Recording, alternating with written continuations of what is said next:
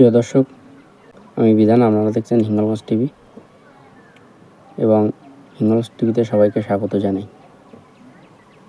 তো আজকে অনেকদিন পর আবার একটা ভিডিও নিয়ে চলে আসলাম।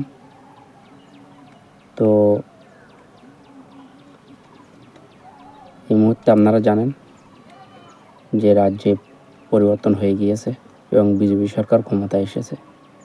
তো পরপর পঞ্চায়েত, বিডিও অফিস সব কিছু কিন্তু বিজেপির দখলে চলে যাচ্ছে। তো সেই মতোই আমাদের হিঙ্গলগঞ্জ বিধানসভা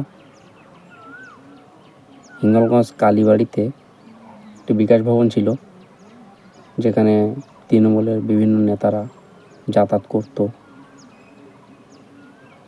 বা সবসময় মিটিং, আলোচনা সব কিছুই সেখানে হতো। তো সেটাও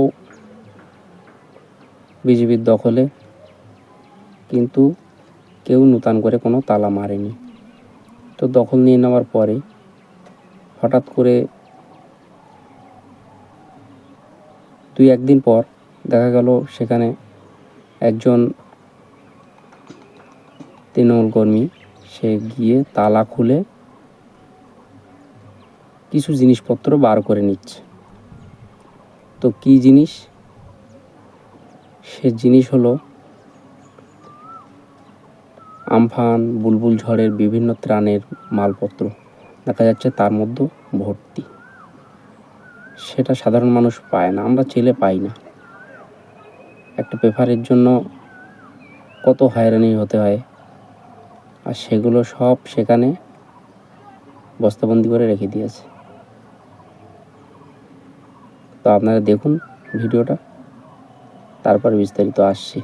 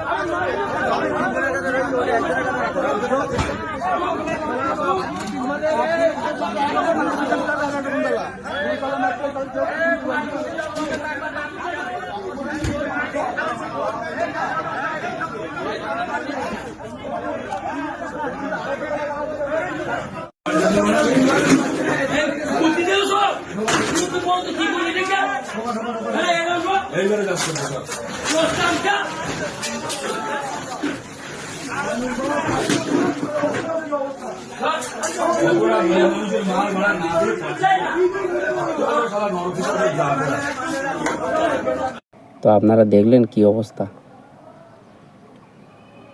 সাধারণ মানুষ, একটা গরিব মানুষ, সে যদি একটা গিয়ে পেপার চায় তো সে কিন্তু পায় না। পায় সব নেতাদের ঘরে ঘরে, একটা জায়গায় দুটো, দুটোর জায়গায় তিনটে, তারা পেয়ে যাচ্ছে। কিন্তু সাধারণ যারা গরিব মানুষ, যাদের দরকার, তারা কিন্তু পাচ্ছে না। আর আমরা বারবার করে অনেক সময় চেলে সেগুলো পাই না, আর সেইগুলো এইভাবে বস্তাবন্দি হয়ে নষ্ট হচ্ছে। তো কী বলবেন আপনারা, বলুন কমেন্ট বক্সে। নজর রাখবেন হিঙ্গলগঞ্জ টিভিতে।